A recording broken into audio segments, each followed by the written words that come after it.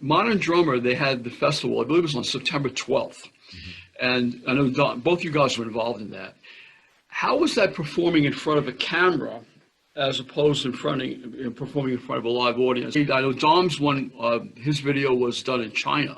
Perform a solo that was going to be seen all over the world, courtesy of Modern Drummer, and a tribute to Neil. First of all, it was an honor to be asked and to be included in this festival in any kind of a tribute, but specifically for Neil Peart. I mean, this is a gentleman that really kind of helped raise the bar in the drumming industry in modern times, in his arena playing and his soloing. And the show ended with a solo that Neil's wife, Carrie, had permitted us to use.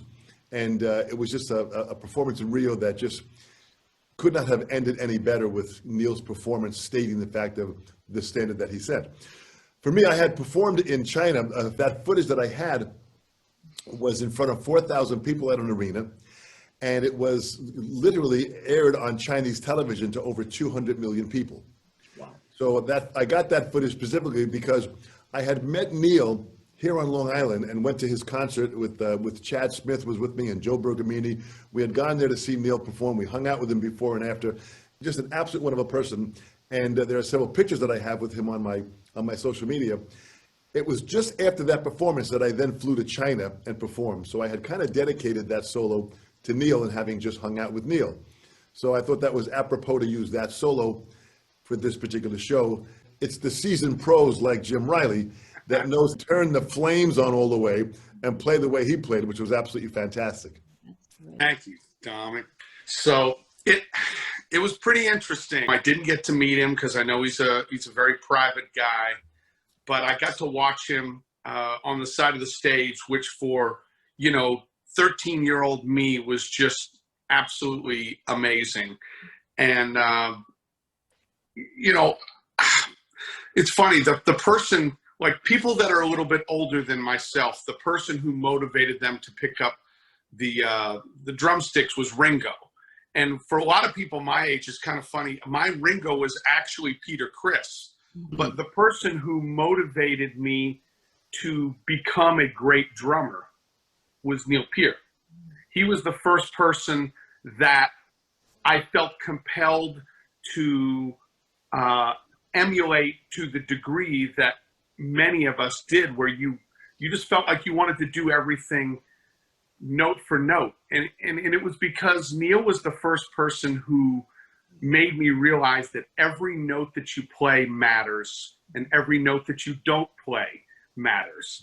And as a songwriter, particularly as a lyricist, he understood that crafting a song was important, and he extended that to his drumming. So everything was very deliberate. All of that being said, the day before my solo was to be recorded, and I'm just dealing with a deadline at this point. So I'm going, drop dead deadline is tomorrow. I need to get this in. The day before, I can tell you I had no clue what I was going to play. Not a clue in the world. And I went to bed going, well, I guess when I go to bed tomorrow night, this will be done, and hopefully it will have turned out well. And so I woke up in the morning, and I had like this little moment of clarity when I know what I need to do. And so the first thing I did was I said, okay, I need this to be a tribute to Neil. It's not going to be a Neil solo, but I need to be inspired directly by Neil. So what I did was the first half of the solo was inspired by Tom Sawyer, and the second half of the solo was inspired by a middle section of YYZ. And once I got to that point, I really got in the right headspace. And even though my solo was very me, for those who, really know Neil's drumming, there was definitely just some small tips of the cap to the professor.